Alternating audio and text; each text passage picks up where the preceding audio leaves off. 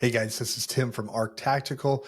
Really excited about today's episode. But before we get there, I want to talk about some upcoming events. We have a couple of upcoming classes going around across the country. The first one is going to be on January 8th through the 10th in Montgomery, Tennessee. We are doing our Correctional Emergency Response Tactics course. It's our CERT team course, but it's not designed just for teams. It's designed for people that are boots on the ground, having to find themselves into situations that are dangerous. This gives them training to deal with those highly volatile situations. The next thing that we have is in Fergus County, Montana. We have our dynamic cell extraction instructor course there. And then we have another one of those in Washington County, Minnesota. Go to arctac.net, arctac.net to find out more about registering for these upcoming classes. We're keeping our calendar pretty full. If you're interested in hosting a class, reach out at tim@arctac.net. We'd love to have you. The second thing I want to share is the wrap. You guys hear me talk about the wrap all the time. It is the best tool to keep somebody safe while they're in a crisis, where they're trying to harm themselves, trying to harm others, trying to harm officers. We stop the fight quickly, get them off their chest so that they can breathe, get them care. That is the goal of the wrap. If you're interested in more information on that, you can go to saferestraints.com. That's saferestraints.com. Or you can email me at tim@saferestraints.com. I can get you more information. Looking at that product is really simple. We'll send you a test unit, provide free training, and then you guys can see if it's a good fit for your agency. Without any further ado, I hope you enjoy this next episode with Justin Poe. Thank you.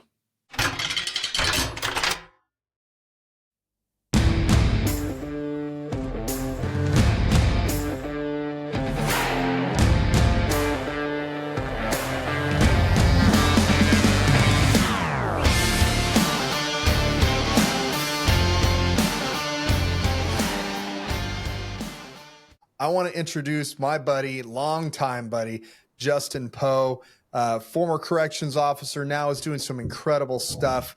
But I'm excited to have you on, man. It's been a while since we've been able to hang out back to the old MI days, but I'm really super excited to see the new stuff that you have going on now and just kind of hashing that out. I appreciate you having me on, Tim. Thank you so much, and look forward to catching up. Absolutely, bro. Absolutely. So one of the things that I really appreciated about you is that you were so incredibly and continue to be so incredibly humble with your skill set and a lot of the different ventures that you have going on. But I kind of wanted to just dive into what you're about and how you got into the corrections world and where that started. When did you start working in corrections? Back in 2001, and actually how it started, I lost my father back in 1991 when I was 16, but he was a probation officer. And I still kept in contact with his friend to this day who's retired Department of Corrections. So when he passed away, being a cop or getting into corrections, I tested for both. That made sense to me. Yeah. And, after about a year of hard work of just, testing, I got picked up at King County and was there from 2001 until recently. Wow. What's kind of crazy, because these days you're like, yeah, it took a year to go through the testing process, but these days you test out, you're getting hired, right? Because there's such slim pickings, But back when we were first trying to get on board, there were maybe 2 spots and 400 applicants. Like, you had to work to make that happen. Oh, absolutely, man. I mean, I remember showing up to my testing site for county, and I think there were about 380 of us there. And this is just for the written and physical. And I think there was like only 70 or 80 of us left standing at the end. I mean, wow. Just insanely different now. Yeah, it really is. And there are some incredible people that are willing to take that charge and carry the torch in the corrections profession, and bless them. But man, I'll tell you, people are jumping ship left and right these days. It's crazy. Well, yeah, and I saw it firsthand, and I've told you about my story, how I was officially medically separated.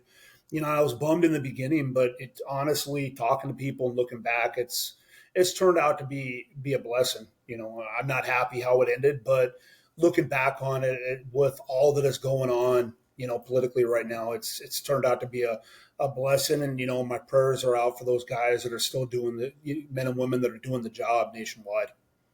For sure. Absolutely.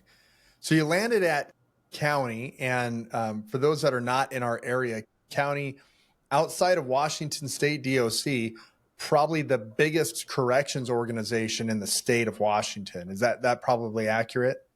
Yeah, my understanding last I checked, Tim, we were the 12th largest county in the nation. Wow, So, that's crazy. I didn't know that. yeah, That's uh, pretty big facility. And I haven't told you this. I used to work in Mason County for a year, so I've I had the didn't know experience of that. working at a small and big facility. And not gonna lie, man, we had a lot of resources, and we were really spoiled at King County. So, I mean, I was very thankful for that. Yeah. County, great organization. They have a great sheriff right now, and just investing a lot of effort into the jail there. They're our tactical customer. We love working with them. But you're right. You get into one of those bigger counties with a lot more resources.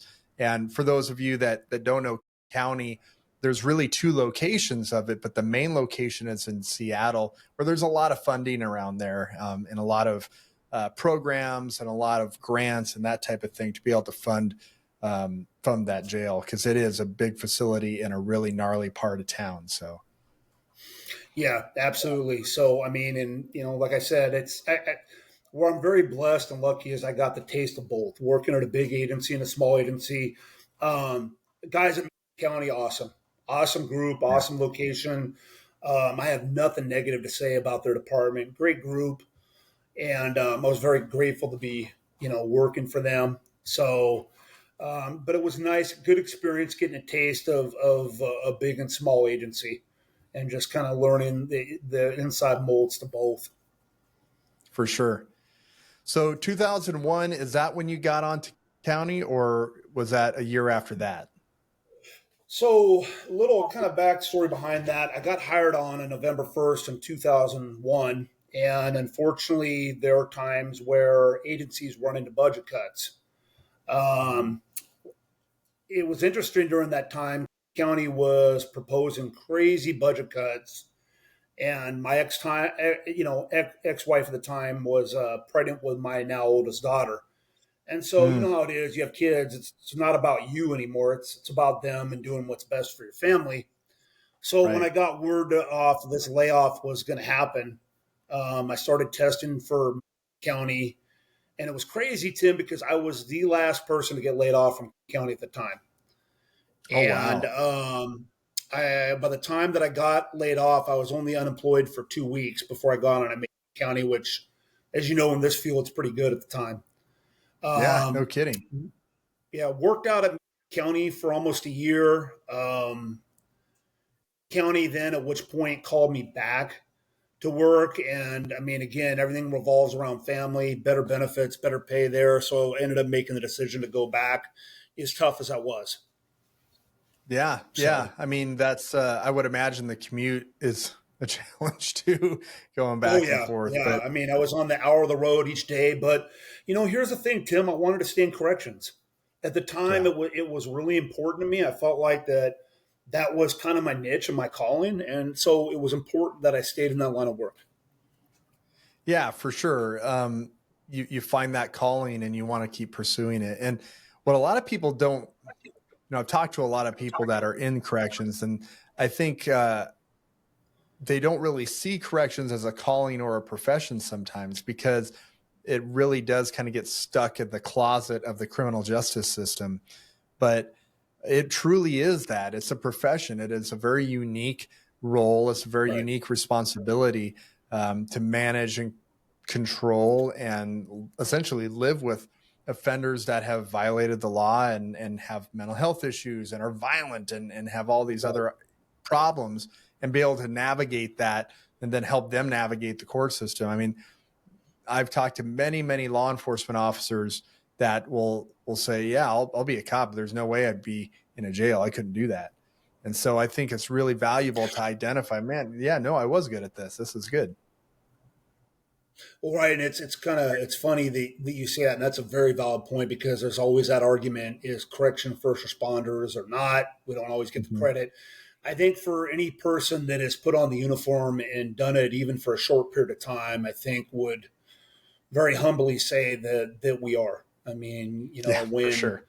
one of the biggest things that they taught us at the academy is, try to lead people better than you found them, but also command presence, right? Having good command presence, communicating well. And when you are in there by yourself with anywhere from 100 to 150 people, it can be present challenges at times.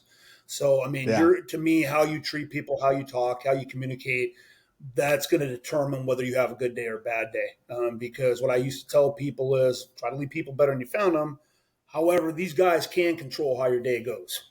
And Yeah. me, I They have a always vote. wanted the easiest day possible. So it was important that, I try to leave these guys better than I found them.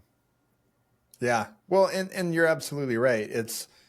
I've been in situations where it could go bad or it could go okay, and the determining Right. factor is simply how you show respect to people that you might not actually respect, but it's about showing it and treating them as humans, you know. So Well, and that's um, a very good point. How do you want to be treated? And then, another thing that's hit into us, and it's tough as human beings, is just, suspend judgment.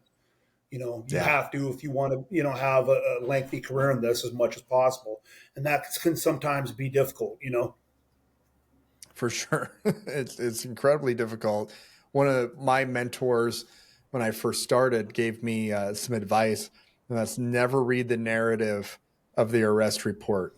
You don't want to know the details. Knowing the charges are important, but you just don't want to know the details because you will fly off the handle. And so that kind of stuck with me.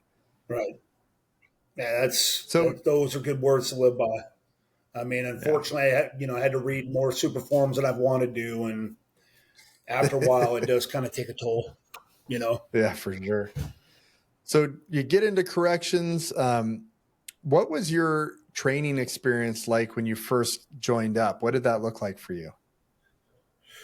So when I first joined in, my FTO was about 7 weeks, 2 week orientation, 4 week academy, and then you're maybe given a week refresher, and then you're pretty much thrown in there. You know what I Yeah. mean? And back in the day when I first started, um, it's different now. But when I first started, if you were a junior officer, you get some of the more challenging posts, and you don't complain. Just kind of your Yeah. way You just do it. um, of kind of having to see your worth, kind of show people your worth. And so when I first started, uh, my first probably 3 years of the jail was on the closed security unit, and these were guys that were looking at serious charges, looking at a lot of time, max security, a lot of them at one point. So, I kind of had to earn my wings quick, but, Right. you wouldn't dare complain where you worked because you were thankful to get in, have a job. But, I tell you back then, you really had to kind of prove your worth. And, I got a good experience for those 3 years that I was on that unit. Yeah. It's there's two schools of thought, right? I think when we grew up in that you just kind of did the thing that your mentors there or your de facto leadership would tell you to do because they knew, right? And having those Right. experiences help mold you as an officer. There's also a school of thought where, hey, we everything has to be fair, and if I'm going to do this, then we can't always be the person getting the being treated like a doormat, you know. But Right. I think some of the newer generation misses the fact that, hey, everybody gets to go through that process. That's what seniority is all about, right? Is, hey, we've all been there. We've all had to do the dangerous thing, or we've all Right. had to do the gross thing, or we've all had to do the challenging thing. And as we build those experiences, that's how you round yourself out as an officer. It doesn't just happen, it takes work. Right. Right. And like you said, it again, we talk about that. I'm sure we'll get into this a little bit more, but just kind of the differences of what was expected of me when I first started towards the end of my career. It was a complete paradigm shift, unfortunately. Mm, So, yeah, it's a different generation. It is. I mean, and like I said, I'm glad to have participated in it, but um, the man decided it was my time, and upstairs decided it was my time, and I'm grateful for that. I don't have any Yeah. regrets. Yeah. Sometimes it's tough to So leave something. So having it done for you is helpful. right, uh, exactly. Mine unfortunately was more done for me, but yeah, I get it. So and things happen for a reason. So that for part sure. for me, Tim, was tough, but I'm definitely happy.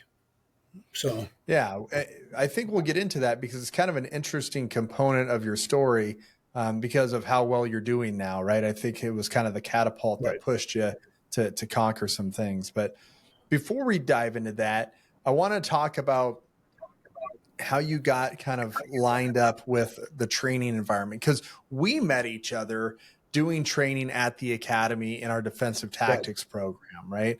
And the corrections side of the house. And, we've talked about it with a couple other guests before, but we have a pretty robust defensive tactics program here in Washington State.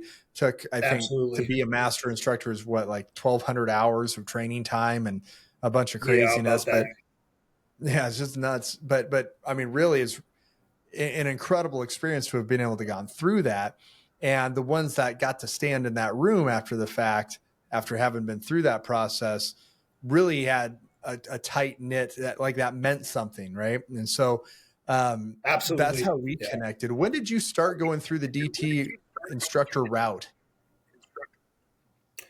So our department advertised for a DTMI in training.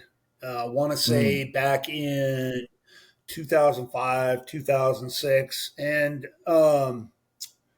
just kind of a story, just real quick. Growing up, I mean, I was a kid that just had a bundle of energy. Diagnosed with a learning disability at a young age, and had tons of mm, energy. And my parents are like, "Man, well, what do we do to channel this kid's energy?" So, what made sense is sports.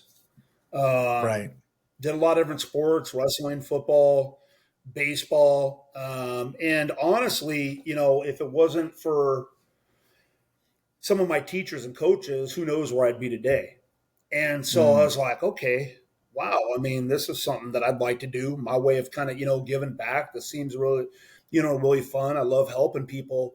So I tested for it with my department and I got picked for the training. And then I started going through the training at the academy. Obviously, that's where you and I met some amazing people, guys that I'll remember up here for the rest of my life, like yourself, and just very blessed to meet gentlemen like you. But from my drive was my experience and kind of the imprint that my family and my coaches and teachers left on me.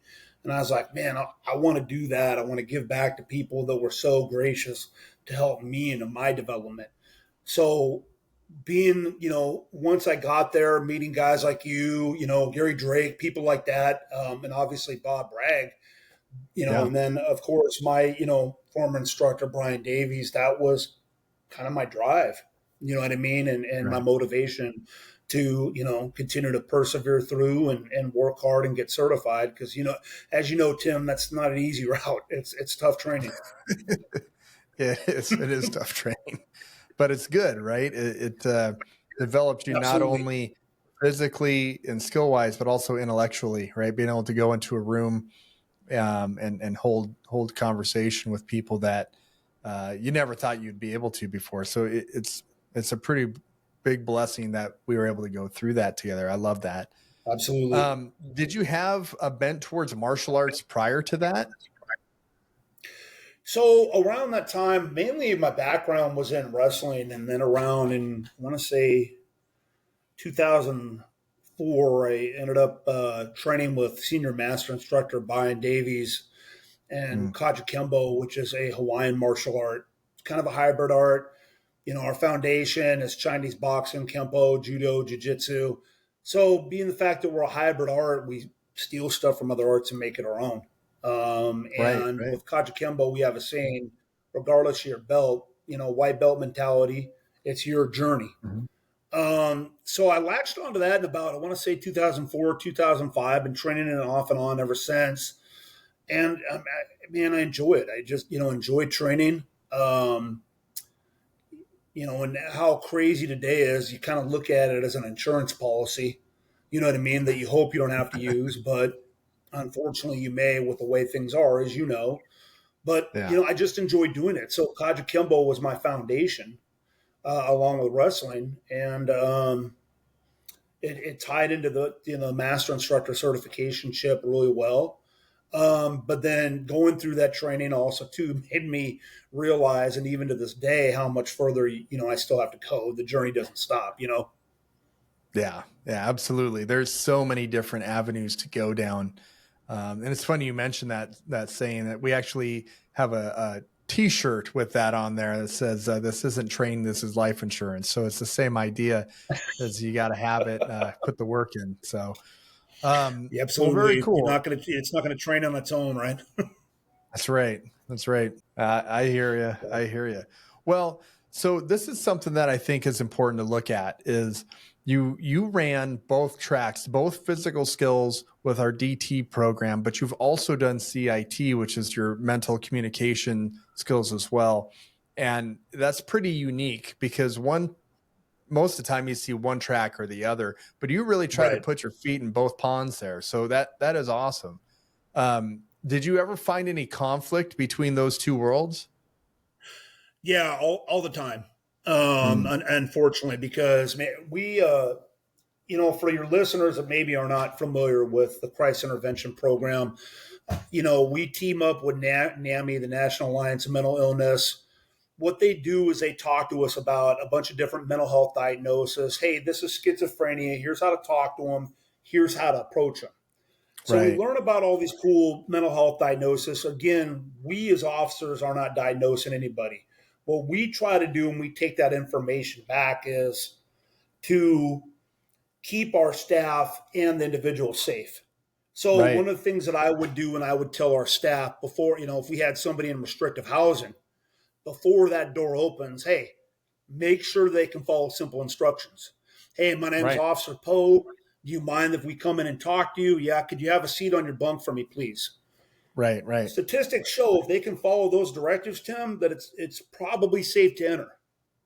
right, However, if they can't, they don't follow directives, that is a pre-attack indicator. And unfortunately, our staff would overlook that all the time. And it's just like, mm, okay, I'm not going to open that door because if something happens, if they're not complying, it's going to be on me, not on the mental health provider that I'm with.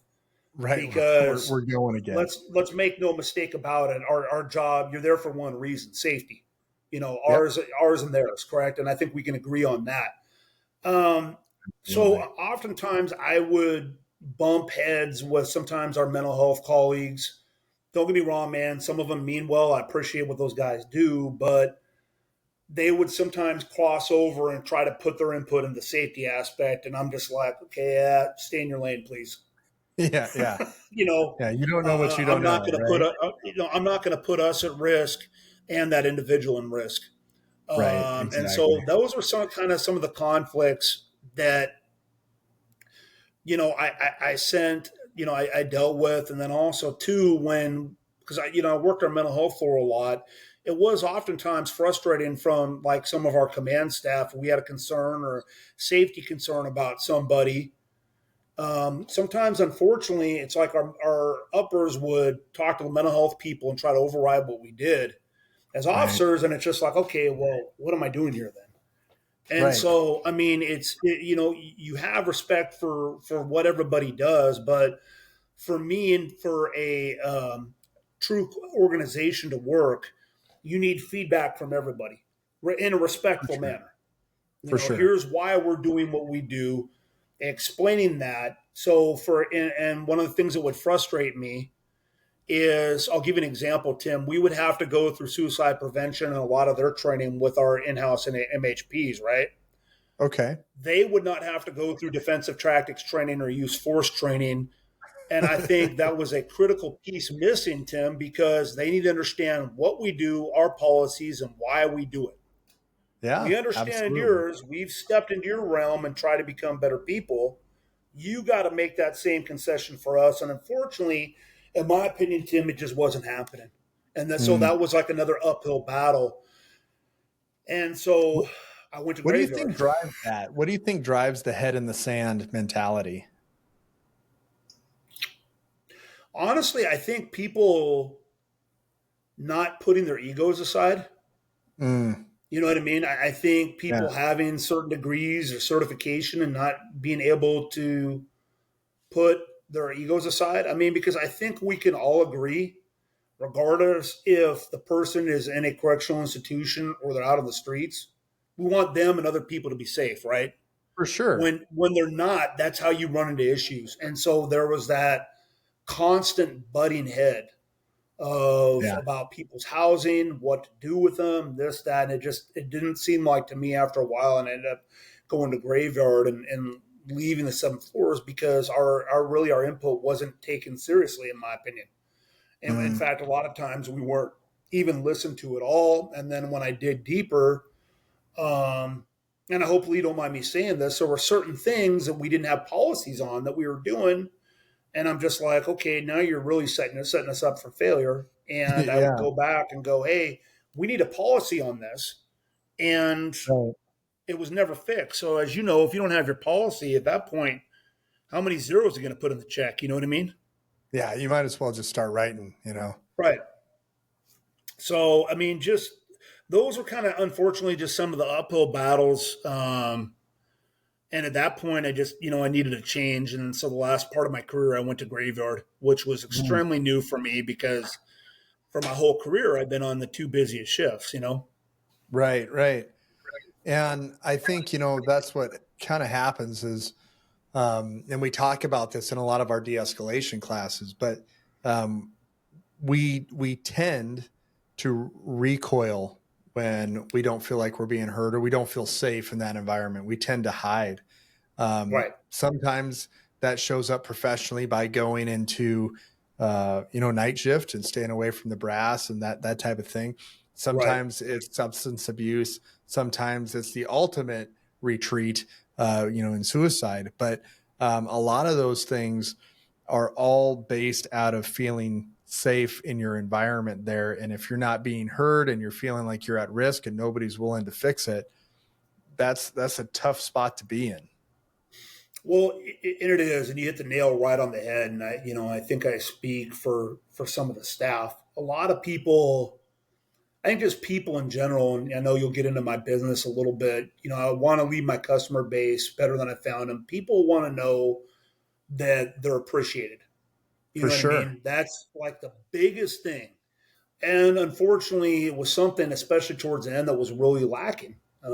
Right. It felt like that we were not appreciated, and so like you said, and thank God I didn't resort to substance abuse or Yeah. the other one. Um, is I retreated. I went Sure. to graveyard. I got to third shift. I got away from the brass because I needed a mental health cleanse. I really did. Right. Right. And there's nothing wrong with that. I mean, I'm not knocking that, but I also feel like it's a symptom. It's not the root problem. Right. And, Right. everybody wants to work for an agency that feels like they're supporting you. Right. I mean, that not having Right. that specifically in a dangerous line of work like corrections can be, if you don't feel like you're supported, you're just out there on an island by your own, Right. man, that is not a recipe for success. So No, absolutely not. And I mean, we've talked about the challenges politically that have come with being a police or correction officer right now. We know about that. But it was tough for me when I was seeing some of the guys that I worked with going to other agencies, and then they're hitting me up going, "Oh man, it's great out here. We're totally supported, even with everything that's going on." And I'm like, "Ooh, man." yeah, what's that like? And unfortunately, because of the climate, Tim, we've lost a lot of good people to either other states or other Hmm. agencies. Sure. And so or retirement, unfortunately. And Yeah. so, unfortunately, through the last probably 3 years, I, I have never seen as many people kind of abandon ship, so to speak, so quickly than I ever did in my whole career. Mm, I mean, I think we lost more people in the last 2 or 3 years than we did during the whole time combined in my career. I mean, just crazy. Wow. And what years are we looking at here? Because I'm not exactly sure when you got out of the game. Was it 2020, So 21? I just recently got out 2024, and Hmm. I will probably, and again, Tim, bear with me. I'm guessing on this. Sure. I think during COVID, up until I left here in 24 of August, and I got medically separated, we saw like a mass exodus. I mean, I think, Wow. don't quote me on this, but I think between retirement, people moving to other agencies, people moving on, um, I think we were about 110 officers down at one point. Wow. I That's mean, and crazy. it's crazy because coming from a time, Tim, when I first started, that this job was in great demand. You know what I mean? Oh yeah, People for were sure. not leaving.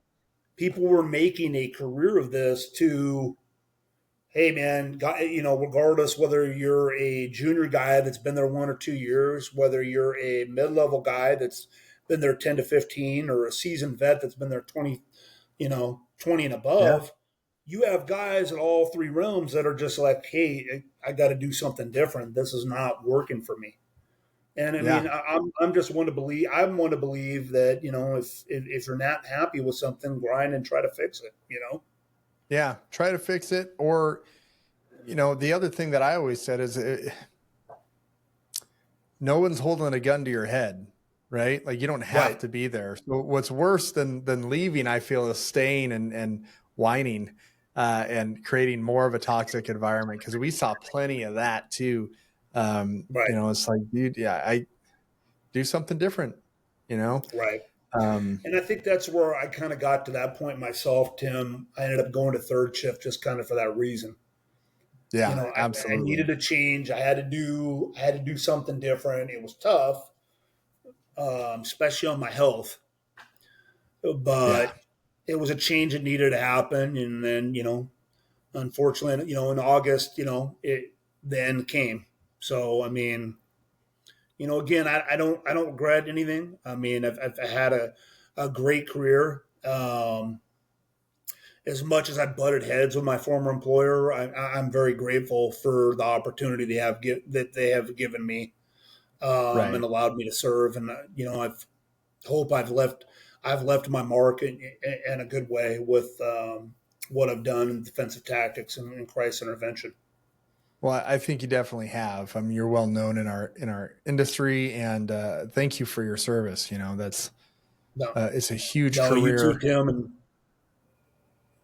big impact there. yeah, yeah, absolutely. And it's just to me, it's a people. Like even guys like you. I'm grateful for guys like you, and just kind of the knowledge and just kind of the need for your business and what you're doing. I think in this day and age is critical. Yeah, I agree. It's like I remember talking to you about the rap that you promote. Hmm. Man, me and Dennis were fighting hard to try to get into the agency, and unfortunately, they didn't want anything part of it. Yeah, Um, now they so, but I have it. mean, there's a constant need for guys like you and your services with what you are doing, because unfortunately, especially if you're at a smaller agency, that training is not always getting done like it needs to be. Yeah, and some of the customer base that we have here, and this is shameless self promotion, but some of our customer base is they are good hearted. They have good people there, but the instructors that they have, their experience is so limited that it can't really level up an agency the way that an agency needs to have that. You know what I mean? So when we come Right. in and work with your teams, you find true performance increase, you find true improvement, and it is really a transformational experience. And we've had that everywhere we go. Everywhere we go, it's been a really good experience with that. But you Well, I have been think you. doing some stuff as well for a while. When did you start kind of your side gig in the supplements world? I've been always uh, really enjoyed the supplement industry, the things that come with it, researching different supplements, what does what. Hmm. So I probably jumped into that realm around 2014, 2015. I started really getting taken with it, started getting my name out there, meeting a lot of good people. Um, and then, just through kind of what we're doing now, Tim, networking, the things that we're doing, um, my name kind of got out there and I started really just meeting people in the industry where now I'm representing 10 lines plus, getting my own line. So I'm having a blast at it and I really enjoy it. It's really great that you had something to fall back on when you got out of there, because you've already really established it and you have been doing it for a while. And I think the cool thing is that the line in your passion that you've had has been about fitness. It's been about wellness and health. Right. And you get to continue to do that, right? I mean, that's a great thing. And so, Right. how did you start? How does one start a supplement company? Like, how does that go down? Were you just kind of a distributor, or what does that look like? Tell me about that.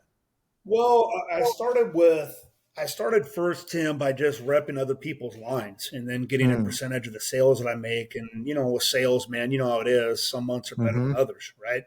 Sure. So I started meeting people. And then with that, I started meeting different manufacturers and word of mouth, like you said, goes a long way. And so right now, I actually, one of the companies that I actually work for and represent does manufacturing, more focus on those liquid. Their main focus is on those liquid energy shots, and Hmm. they actually make vitamins in liquid forms Oh, wow. because some people don't like taking the pills. So I started just meeting a bunch of different manufacturers and got hooked up with a good one by a friend for my line that should be Nice. dropping here soon. So What's that I called? wanted to expand and War Dog supplements. Okay, So that's awesome. my dog is my inspiration. Benny, come here. Come here. I'll show you. That's my guy. This Oh is my my gosh. inspiration. Between my fiance and my daughters, just taking him out every day and playing with him. He's really pulled at me through some rough times. Him and my fiance both. Mm, Um, and so it was funny. He kind of was my inspiration, right? Because I mean, German shepherds are used in police and corrections. They're loyal dogs. They're working dogs. Um, they love you unconditionally. right. And For so, I sure. mean, I'm like, man, I kind of wanted to do and come up with a name that's unique and that kind of honored him. You know what I mean? I And love that. so my motto that I came up with was preserving the peace, prepared for war. And Mm. in my logo, I got his first initial B in his name tag. Oh, that's pretty So cool. yeah, my fiance was my inspiration for that. She helped me with that. She does all my promotional stuff. So I Oh, think just wow. having good people at the right time, to me, it made sense, and it, to me, it made sense and seemed like a good investment. Yeah, absolutely. But yes, so being able to invest in people that are doing the hard work, that are going out there and to keeping their fitness at a level that they can sustain that hard work, right? And Right. most people have some type of vitamin, most people have some type of thing, but being able to have a company that is supported by law enforcement and corrections and feeding into that, I think that's just huge. We need that. We need people pouring into us. So Absolutely. And, like I said, it's, my inspiration too. It's funny, you meet a lot of people in this industry, in the supplement industry, Tim, and some of them are, a couple of these guys are cops that have their own store and have their own line, sure. and so that's a big connection into the civil service community. Having that and having something that's your own is important and critical. Yeah, absolutely. But you also have something else going on too that I thought was really interesting. And I don't even know how you made this jump. The insurance side of stuff. Tell me about that. Well, I'll get into this, and I'm still studying for my insurance certification for this. Mm, Um, the name of the company is U.S. Law Shield, and I reached out to them, and literally Tim, what it is it's selling self-defense insurance. So people think with self-defense, okay, firearm, right? No, that's Right. not what Jesus covers. This covers all levels, Oh, wow. whether you're Interesting. involved in an altercation or unfortunately you may have to use deadly force. If the company is determined that you're in the right, you have attorney available for you 24/7. And I Wow. wish I had this service to me when I was doing my job. Oh, yeah, for sure. So, I mean, and then So, this is a company. I'm sorry. Go ahead, Tim. so you're out to dinner with your family. You butt heads with some knucklehead outside in the parking lot. Some fists get swung, and now, 2 months down the line, you're getting sued. Now you have insurance coming to back you up. Is that kind of how it goes, or? Abs- Absolutely. The way it goes is, say if that situation happens, cops respond, you're in the right. Hey, man, I'm using my right to remain silent. Here's my attorney. You have an Yeah. attorney, a use of force attorney with you 24/7. And so, you know how insurance companies pay a certain deductible up to a certain point? Mm-hmm. If you're in the right, they cover you through the whole thing, Oh, regardless wow. of the cost. Okay. You just pay that monthly deductible. That's it. And the prices are really reasonable. And so to me, in this day and age, with especially with we talked about this the other day, what crime and what's going on, unfortunately, I think it's something that's needed. I That makes agree. sense whether you're somebody that carries a firearm or you don't. I mean, you need to be protected. And Yeah, like I said, whether you are in corrections or you're a cop or you're a civilian, it's something that is much needed. So I did my I guess first shadow of a booth up at Wade's Gun Range a few weeks ago with one of our representatives, just kind of more observe what she does, and I had a blast. It's talking that's to awesome. people, interacting with people. And again, my goal is like in corrections, try to leave people better than I found them. And it's I, crazy, like Tim, how sales work to me. There's a correlation in corrections, right? You hear what the problem is and you come to a solution, right? Kind of similar to what I do. You hear what the customer's going through and then you try to be that solution and leave them better than you found them. I mean, to me, it's not about the sale, it's that long term relationship. You know what I mean? for sure, for sure. And though, I mean, nobody wants to be left hanging out to dry in a use of force situation, whether you're on the job or with your family or just, by yourself, right? If anybody's ever been into a dangerous situation and you're not sure, God, did I do that right? It doesn't have to be done right. It has to be done reasonably. And if you have an attorney that can help argue that, that's such an incredible peace of mind that offers, right? Because you mentioned Right. something that I think is really important. When you get stopped by the police after an incident like that happens, they're going to ask you questions. They're going to read your Miranda. They're going to ask you questions. And people are afraid because they think they're going to look guilty by not answering those questions. Right. And if you Correct. say, hey, look, I know Correct. I want to talk to my attorney, here's what people don't realize.